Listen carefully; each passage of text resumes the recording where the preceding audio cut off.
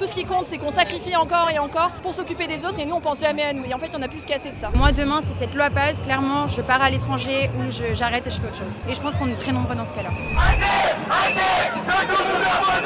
Les étudiants en médecine sont aujourd'hui dans la rue. Ils protestent contre la loi Garot qui vise à réguler la liberté d'installation des médecins. Et cette loi, elle est là pour lutter contre le désert médical. Sauf que pour eux, c'est loin d'être la solution.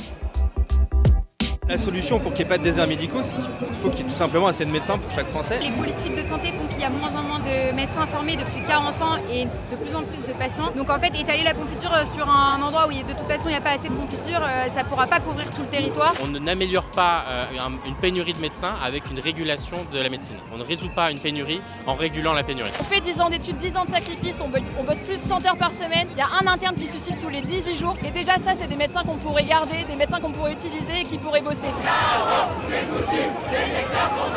Pour toi, la loi Garot, c'est un sacrifice? C'est plus qu'un sacrifice. En fait, on ne peut pas choisir comment on veut vivre nos vies, comment on veut exercer. Après avoir fait 12 ans d'études, on a quand même le droit d'avoir le choix de notre lieu d'exercice. Et au-delà d'un désert médical, c'est un désert social, souvent des endroits où il n'y a pas d'école, où il n'y a pas forcément de lieu d'exercice pour nos conjoints. Donc c'est réfléchir à le conjoint, comment il peut avoir du travail dans le territoire où le médecin veut s'installer, comment il peut mettre ses enfants à la crèche et à l'école, et comment toute la vie en fait finalement du médecin peut s'intégrer dans les territoires où il manque aujourd'hui de médecins. Si vous aviez Monsieur Garot en face de vous, là, vous auriez envie de lui dire quoi? Je lui proposerais bien à lui d'aller voir un petit peu ce qui se passe dans la Creuse avant de nous forcer à y aller et d'y aller avec sa femme, ses enfants. C'est des politiques de santé depuis 40 ans qui sont mauvaises et c'est pas à nous d'en payer les pots cassés.